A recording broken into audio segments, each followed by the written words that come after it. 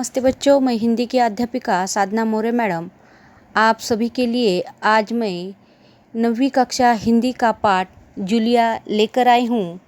सबसे पहले हम परिचय देखते हैं। इस पाठ के रचनाकार है अंतोन चेखव। इसके पाठ परिचय देखते हैं। जन्म 29 जनवरी 1860 तगान रोग, रूस। मृत्यु 15 जुलाई 1904। परिचय देखते हैं। महान रूसी साहित्यकार अंतोन चेखव प्रसिद्ध कथाकार और नाटककार थे। उनकी कहानियों में सामाजिक कुरीतियों का व्यंग्यात्मक चित्रण किया है। प्रमुख कृतियाँ है द ड्री स्टोरी, द वाइफ उपन्यास, Anna on neck, a bad business, the bird market, old age Grisha आदि कहानी, इवानोव द चेरी ऑर्चर्ड आदि नाटक भी है। गद्य संबंधी देखते हैं। एकांकी है। इसका आकार छोटा होने के कारण इससे एक ही कथा होती है। इसकी कथा व संवाद आदि के अंत तक रोचक और आकर्षक होते हैं। प्रस्तुत एकांकी में रचनाकार ने दब्बूपन को त्याग कर अपने अधिकार न्याय के लिए सजग रहने के लिए प्रेरित किया है। कुछ ऐसे भले लोग होते हैं जो अपने साथ होने वाले अन्यायों को और जातियों को बर्दाश्त कर लेते हैं, पर उनका विरोध करने की हिम्मत तो नहीं जुटा सकते। प्रस्तुत एकांकी की पात्र में जूलिया ऐसी ही दब्बू और भीरू महिला है जो अन्याय सहकर भी खामोश रहती है। जिस व्यक्ति के बच्चों को पढ़ाती है, उनकी देखभाल करती है, वो उस व्यक्ति उसे सबक सिखाने के लिए उसके साथ अन्याय करने का नाटक करता है। इस तरह वो जूलिया की आंखें खोलता है कि इस कठोर, निर्मम, क्रूर और हृदयहीन संसार में दब्बू और रीढ़ रहित लोगों के लिए कोई स्थान नहीं। उसे अपने आप को बचाना है तो उसे निर्भीक होना ही पड़ता है। चलिए पाठ की तरफ देखते हैं। जूलिया, इसके रचनाकार है अंतोन चेखव। ये एकांकी है।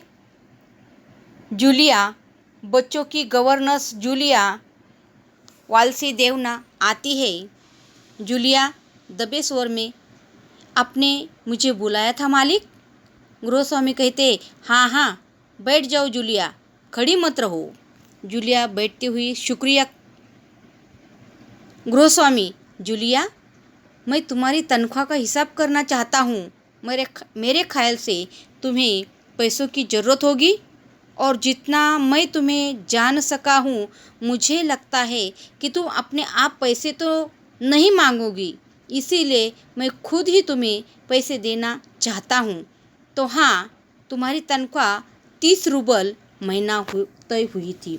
रूबल यानी रूस के देश में रुपये को रूबल कहते हैं। तो 30 रूबल महीना तय हुई थी। जूलिया विनती स्वर से कहती है, जी नहीं मालिक, 40 रूबल। गृहस्वामी कहते हैं, नहीं भाई, 30 रूबल। ये देखो। डायरी के पन्ने पलटते हुए वे कहते हैं, मैंने इसमें नोट करके रखा है। मैं बच्चों की देखभाल और उन्हें पढ़ाने वाली हर गवर्नर्स को 30 रूबल महीना ही देता हूँ। तुमसे पहले जो गवर्नर थी उसे तो मैं 30 रूबल ही देता था। अच्छा, तो तुम्हें हमारे यहाँ काम करते हुए पूरे 2 महीने हुए हैं। जूलिया कहती है दबे स्वर में, जी नहीं, 2 महीने 5 दिन हुए। गृहस्वामी कहते, क्या कह रहे हो जूलिया? ठीक 2 महीने हुए हैं भाई, मैंने डायरी में सब नोट कर रखा है। तो 2 महीने के बनते हैं, हाँ 60 रूबल। लेकिन 60 रूबल तभी बनते हैं जब महीने में तुम्हें एक भी दिन छुट्टी न ली हो। तुमने इतवार को छुट्टी मनाई, उस दिन तुमने कोई काम नहीं किया, सिर्फ कोल्या को घुमाने ले गई। और ये तो तुम भी मानोगी कि बच्चों को घुमाने के लिए ले जाना कोई काम नहीं होता। इसके अलावा तुमने 3 छुट्टियाँ और ली, ठीक है ना? जूलिया दबे स्वर में कहती है, जी आप कह रहे हैं तो ठीक ही है। तो अरे भाई, मैं क्या गलत कह रहा हूँ? हाँ, तो इतवार, 9 इतवार और 3 छुट्टियाँ यानी 12 दिन तुमने काम नहीं किया, यानी तुम्हारे 12 रुबल कट गए। उधर कोल्या 4 दिन बीमार रहा और तुमने सिर्फ वाना को ही पढ़ाया। पिछले हफ्ते शायद 3 दिनों दांतों में दर्द रहा था और मेरी पत्नी ने तुम्हें दोपहर के बाद छुट्टी भी दे दी थी। तो 12 और 7, 19 नांगे। हाँ तो भाई घटाओ, 60 में से 19 कितने रहते हैं? 41 रुबल। ठीक है। जूलिया बोलती है, रुआसी होकर बोलती है, रोते हुए स्वर में, जी हाँ। गृहस्वामी डायरी के पन्ने पलटते हुए कहते हैं कि हाँ, याद आया, 1 जनवरी को तुमने चाय की प्लेट और प्याली तोड़ी थी।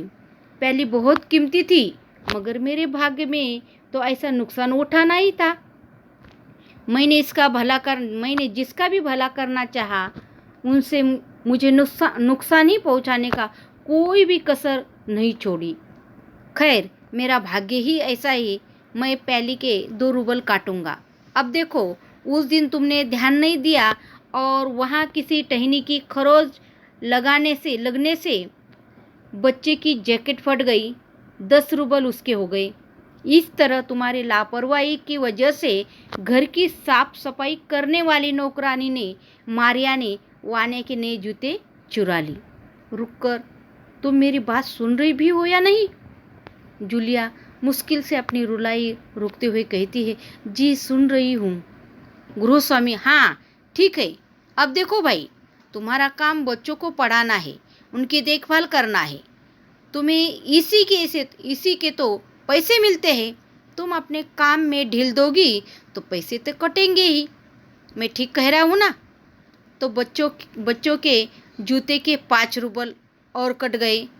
और हाँ, 10 जनवरी को मैंने 10 रुबल तुम्हें दिए थे। जूलिया कहती है लगभग रोते हुए, जी नहीं, आप कुछ नहीं, आगे नहीं बोल सकी। गृहस्वामी, अरे मैं क्या झूठ बोल रहा हूँ? मैं डायरी के हर चीज नोट कर लेता हूँ। ये तुम्हें यकीन नहीं? दिखाओ डायरी के पन्ने यूं पलटते ही। जूलिया, आप कह रहे हैं आपने दिए ही होंगे? दिए नहीं होंगे, दिए हैं। ठीक है, घटाओ, 27 में से 41 में से 27, 41 में से बचे 14। क्यों, हिसाब ठीक है? जूलिया अपनी पीती हुई कांपती आवाज़ में बोलती है, मुझे अभी तक एक भी बार पैसे नहीं मिले थे और मुझे मालकिन ने दिए थे सिर्फ 3 रुबल, ज़्यादा नहीं। गृहस्वामी आसमान से गिर पड़ता है, अच्छा, और इतनी बड़ी बात तुम्हारी मालकिन ने मुझे बताई तक नहीं? देखो, तुम न बताती हो जाता ना अनर्थ। खैर, देर से सही, मैं इसे भी डायरी में नोट कर लेता हूँ। हाँ, 14 में से 3 और कटा तो बचते हैं 11 रुबल। संभालो, गिन लो, ठीक है ना? जूलिया कहती है, जी धन्यवाद।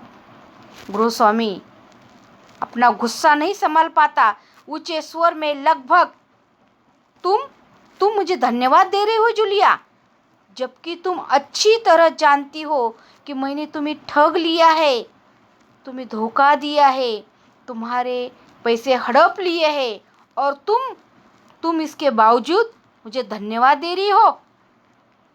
जूलिया, जी हाँ मालिक। गृहस्वामी, जी हाँ मालिक, जी हाँ मालिक, क्यों जी हाँ मालिक? जूलिया डर जाती है भयभीत स्वर में, क्योंकि इसके पहले मैंने जहाँ जहाँ काम किया उन लोगों ने मुझे तो 1 पैसा तक नहीं दिया। आप कुछ तो दे रहे हैं मालिक? गृहस्वामी क्रोध के कारण कांपते उत्तेजित स्वर में कहते हैं, उन लोगों ने तुम्हें 1 पैसा तक नहीं दिया जूलिया। मुझे ये बात जानकर जरा भी आश्चर्य नहीं हो रहा।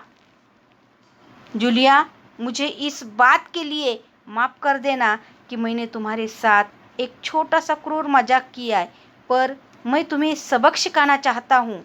देखो जूलिया, मैं तुम्हारा 1 पैसा भी नहीं मारूंगा।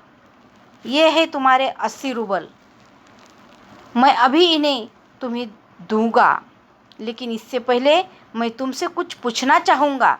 जूलिया, क्या ये ज़रूरी है कि इंसान भला कहने के लिए इतना भी दब्बू होना, भीरू और बोधा होना ज़रूरी है? उसके साथ जो अन्याय हो रहा है उसका विरोध तक न कर सके, बस खामोश रहे, सारी जातियाँ सहता रहे? नहीं जूलिया, नहीं। इस तरह खामोश रहने से काम नहीं चलेगा।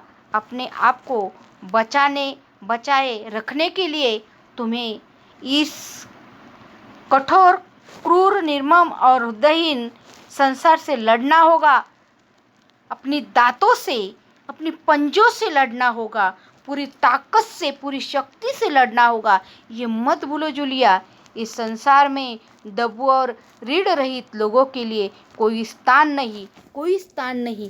तुम्हें अपने आप को बदलना होगा जूलिया।